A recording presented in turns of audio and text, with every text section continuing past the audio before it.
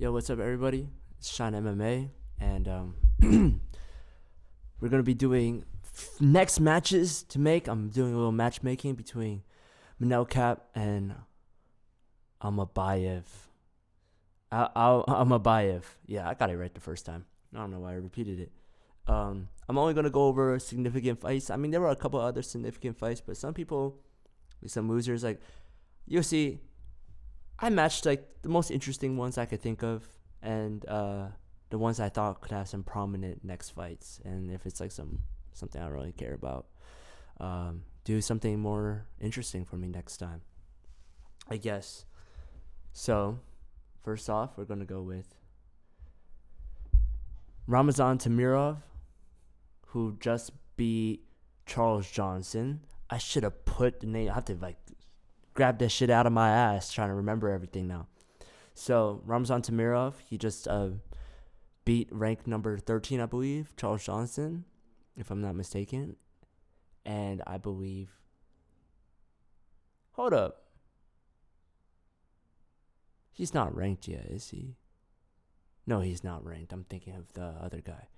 But he deserves a higher ranked opponent. You know, you beat someone lower in the rankings. Like, I'm not trying to see you against like unranked some other guy. Like, you deserve, a boost up. He did it pretty well. And Charles Johnson is no joke. Like, low key underrated. Like, he chinned Joshua Van, and I'm very high on Joshua Van. I was very disappointed. Oh man, you like a guy, and it's like, why did that knee come out of nowhere? But I believe his next fight should be Tim Elliott. Tim Elliott, former title challenger, when really you need to win 2 fights to become a title challenger against Demetrius Johnson. I apologize for that. And I don't know how Tim Elliott's still ranked in the top 10. And I believe that his next fight should be defending his ranking against somebody with a lot of hype. And obviously, if you win that, like, shout out Tim Elliott, you defended your ranking. But we don't want anybody just sitting on their ranking. You don't get to be ranked 10 in the world if you're not proving it consistently. That's all I got to say. Next up, we got Mario Pinto with that first round knockout. And, people might be like, oh, like, it's his first fight. Like, does he get another, like, a ranked opposition right away? Like, the guy like Curtis Blaze is getting Curtis Blaze right away off, like, Curtis Blaze just fighting for the interim belt. Like, if you guys can do that, then, like, some guy with a crazy first round knockout against ranked number 10 heavyweight Tai Tuivasa on a 5-fight losing streak. I think this is a good bounce back for Tai Tuivasa if he wins this, because he's not going to get fucking Ezekiel'd by Volkov or, gently outstruck by Jairzinho Rosenstrike, where he gets a robbery split decision. That judge got kicked off. Like, that was so funny, getting a 30-27. Like, man, but I believe obviously this would probably end in the first round. And I think with these heavyweight knockout artists, like, we want to see those knockouts. This would give Tai Tuivasa at least a chance to, like, not get cut. I don't know why he isn't cut yet. I'm not disappointed. Like, I like watching his fights. I just wish that,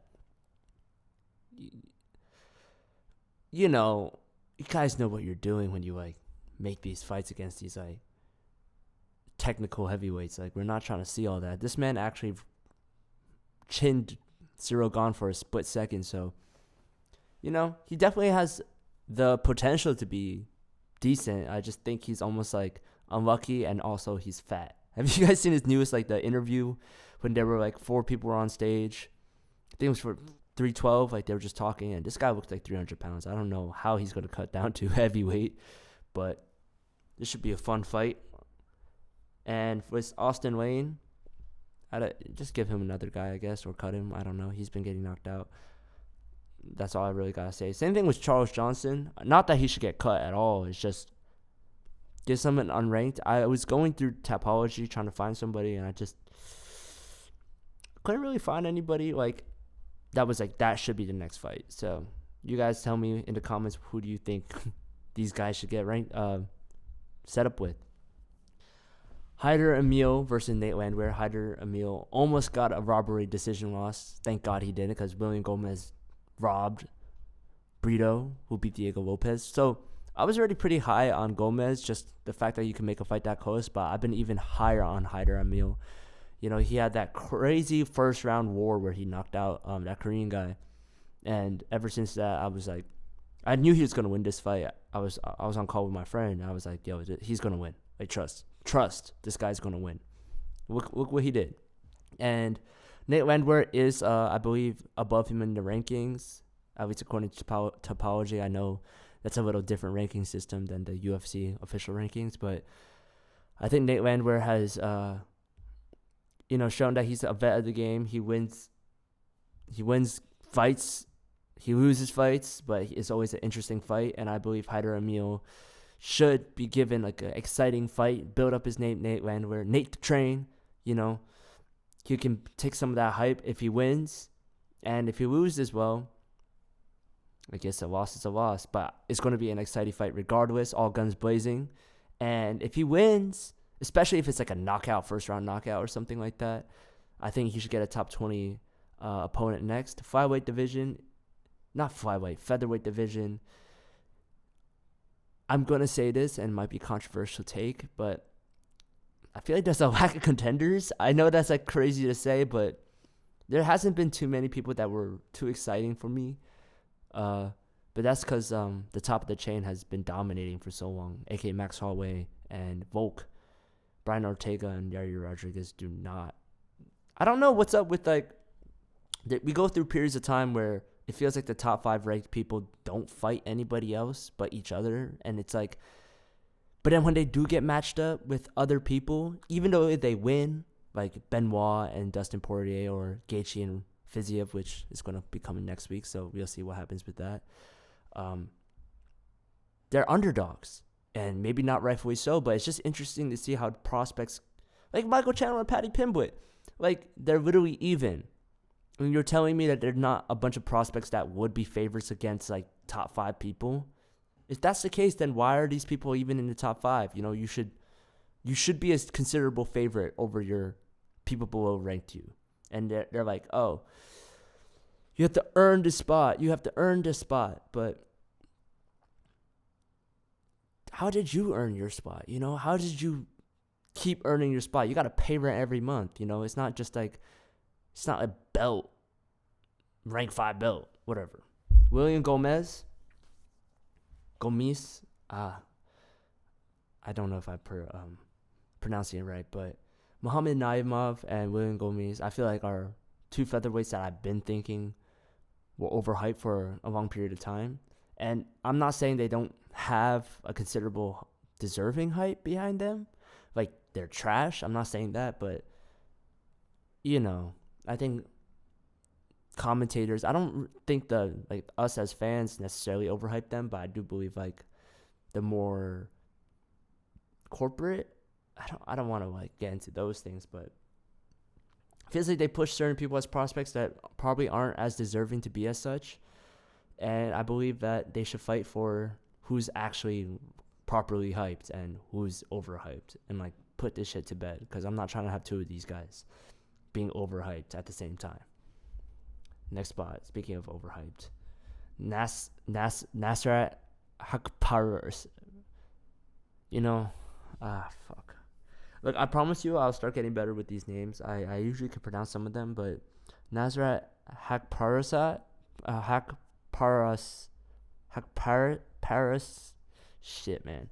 Well, that's his second robbery decision in a row. So, you know what? If you want me to pronounce your name right, win your fights legitimately. I thought he lost against Jared Gordon. I think we all thought he lost against Jared Gordon. That was in, I believe, Abu Dhabi or Saudi Arabia. I can't remember. But, was it? Shit, I feel like it was a fight night. But, yeah, it's the second robbery decision in a row. And, when it comes to robbery decisions, it's similar the Paddy Pimblett situation with Jared Gordon, but it's not necessarily they got their ass beat the whole time and they're not any good because of it. It's just it might have been a close fight, but I don't think you won that fight. Doesn't mean that you didn't hold your own. And then I remember, I believe they're going to say oh, you're going to see the number 15 next to your name next week. No, who have you beat to deserve number 15? I don't get it. So I believe Thiago Moises is a good next fight. Show your well-rounded skills. And also, I feel like a lot of like great contenders have gone through Thiago Moises, and he's kind of like a good fraud check, like a good litmus test to whether or not you're actually legit or not. And if you beat him, you're probably pretty decent. If you don't beat him, I mean, you might not be terrible, but you shouldn't have been ranked in the first place. So, next one is Esteban Ribovic versus Drew Dober. And even though I just think he deserved the win, we can't just give him a ranked opposition because, a loss is a loss at the end of the day. And I think Drew Dober, he's coming off the Gene Silva loss, but he's like kind of in the ranked top 20. And I just think Ribovic has been putting on exciting fights, these bloody barn burners, quote unquote, fights. I know the UFC 306 at the Sphere was extremely exciting as well. So, and they're both very durable. So I think they'll just be swinging for 3 rounds. Maybe there'll be a TKO, maybe a standing TKO, who knows? But I think it'll be a really exciting fight. And you could put this as like a co-main event on a fight night, or even better, I really do think it should be like a headliner of a prelim that's like, I don't know. I think this is a treat for fans. Next one, we got Cody Brundage. And I was going to say, like, during the fight, I was like, I don't believe Cody Brundage will win this, right? Like, I just don't have any faith in him. He had, like, one legitimate win in his past, like, 5 fights. Like, but somehow he came out guns blazing. Mouthpiece got knocked out. He said, the other guy's mouthpiece got knocked out. He said, fuck it. He just wailed on him. It went reverse. And then they put the mouthpiece. I'm talking like I got a mouthpiece in myself right now. Like, I got a little cut on my tongue right now. So I already kind of sound like I have a list, but it's probably even worse right now. So shit, man. We're going to use less S words and more consonants, I guess. Cody Brundage. Shit, man. Let's see what else you can do. And I said next fight should be, I know Bruno Silva and Marc-Andre Barriot are fighting next. They're both on like kind of crazy loss streaks, even though they're not terrible. They're just like, shit, man. We got the Chris Weidman eye poke gate with Bruno Silva and Marc-Andre Barriot just getting knocked the fuck out. So I believe the person who loses this fight will probably get cut. And I was going to say Cody Brundage can fight the loser, but I don't think they'll be able to stay in the UFC if they lose. So I guess the winner. But I think either one of these opponents is a decent opponent for him regardless. Next up, we got Julian Marquis versus Mikhail Oleksiejczuk. I think I pronounced that correctly. And, Cuban Missile Crisis, famous for fumbling the bag with Miley Cyrus. Like, who the fuck do you think you are, bro? You're 9-6. All right, Miley Cyrus gives you any attention, just like, what are you telling me? Tattoo? Like, what are you trying to do, man? Whatever. They're both kind of like middleweights that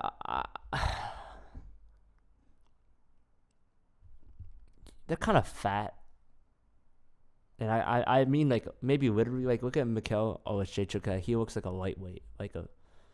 I'm sorry. Like, if you're in the middleweight division, you got to look a little bit better than that. I say that like, shit. Yeah, you guys don't know what I look like. I'm a fucking Greek god. But I believe they should fight. Why not? It should be interesting. Those are 2 names I know.